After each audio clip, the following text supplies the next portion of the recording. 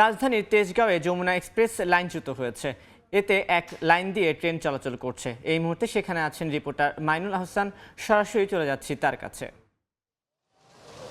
ময়মনসিংহ থেকে ঢাকা আসার পথে আজ সকালে কিন্তু যমুনা এক্সপ্রেস ট্রেনের একটি বগি কিন্তু এখানে লাইনচ্যুত হয়ে যায় এবং লাইনচ্যুত হয়ে যাওয়ার পর প্রায় 2 ঘন্টার মতো কিন্তু এখানে যে লাইনটি ঢাকায় আসার যে লাইনটি এই লাইনটি কিন্তু বন্ধ ছিল এবং এই সময় কিন্তু যে বিকল্প আরেকটি লাইন আছে এই লাইন দিয়ে কিন্তু রেল চলাচল করেছিল এবং এখন কিন্তু যে ট্রেনটি দুর্ঘটনা কবলিত হয়েছিল সেই ট্রেনটি কিন্তু উদ্ধার করে কিন্তু এখান থেকে নিয়ে যাওয়া হয়েছে এবং আপনারা এখন দেখতে পাচ্ছেন যে এইখানে দুর্ঘটনা কবলিত ট্রেনটি উদ্ধারে কিন্তু আরও একটি ট্রেন এসেছিল এবং এই ট্রেনের মাধ্যমেই কিন্তু এই ট্রেনের যে মাধ্যমে কিন্তু মূলত ওই ট্রেনটিকে উদ্ধার করা হয় এবং সেই ট্রেনটি কিন্তু এখন নিয়ে যাওয়া হয়েছে এবং এই সময় কিন্তু রেল লাইনও কিছুটা ক্ষতিগ্রস্ত হয়েছিল।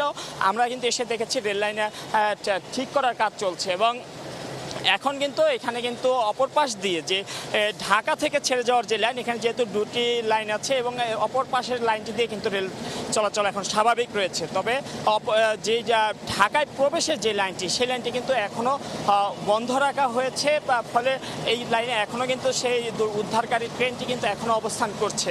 কিন্তু যে দুর্ঘটনার কবলে পড়া সেই ট্রেনটি উদ্ধার করে নিয়ে যাওয়া হয়েছে। আমরা এখানে গিয়ে মানুষের সাথে, স্থানীয়দের সাথে কথা বলেছি। তারা জানাচ্ছেন যে সকালে যখন প্রায় 7টার দিকে হঠাৎ করে এই দুর্ঘটনা ঘটে।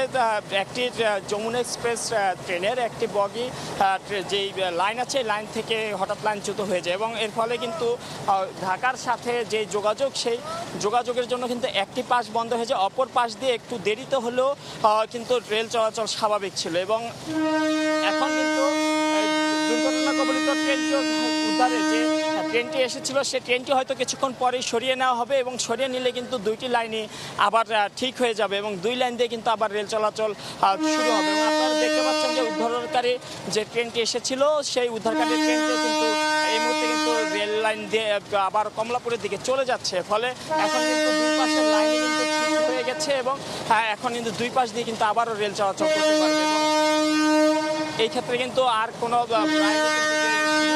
মতো ঘটনা কিন্তু আজ পড়তে হয়নি। তবে আমরা সাম্প্রতিক সময়ে যা দেখতে পেয়েছি যে প্রায় কয়েকদিন পর কিন্তু এই ধরনের দুর্ঘটনা কিন্তু ঘটছে এবং রেলের উপর যেন এক ভূত চেপে বসেছে এবং এর ফলে কিন্তু আমরা প্রায় দেখছি যে ঢাকার বাইরে বিভিন্ন জায়গায় কিন্তু গত কয়েকদিনে কিন্তু এই ধরনের দুর্ঘটনা আরও কয়েকটি হয়েছে এবং আজ কিন্তু রাজধানীর তেজগাঁও কিন্তু এরকম একটি ঘটনা ঘটলো।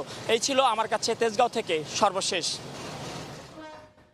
এতক্ষণ সরাসরি যুক্ত ছিলাম তেজগাঁওয়ে।